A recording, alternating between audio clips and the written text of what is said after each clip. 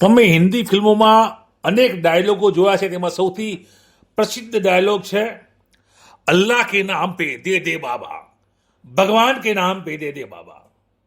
અને આ રીતે ભિખારીઓ લોકો પાસેથી લાગણી જીતી ક્યાંક ભીખ માંગે છે અને પોતાનું ગુજરાન ચલાવતા હોય છે.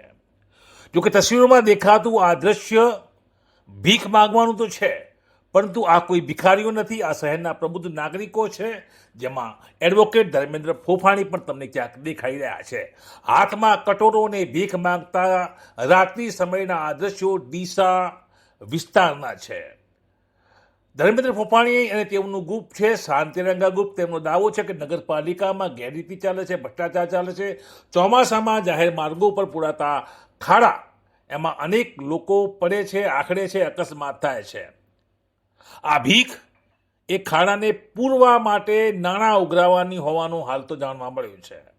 અને તે રીતે આ ભીખ લોકોના પ્રશ્નો સોલ્વ કરવા માટે, આ ભીખ લોકોની મુસીબતોને ખાસ કરીને રસ્તા પરના ખાડાથી અકસ્માત ન સર્જાય તે માટે માંગતા હોવાનું શાંતિરંગા ગ્રુપ જણાવી રહ્યું છે.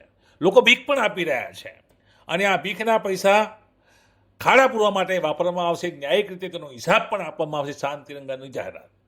જોકે સૌથી મોટો સવાલ છે કે આ ભીખ માંગતા શાંતિરંગા ગ્રુપના લોકોની આ ગાંધીગીરી સામે નગરપાલિકા રાજધર્મ નિભાવી ક્યારે ખાડા પૂરશે તે સવાલ પણ ઉઠવા પામ્યા છે.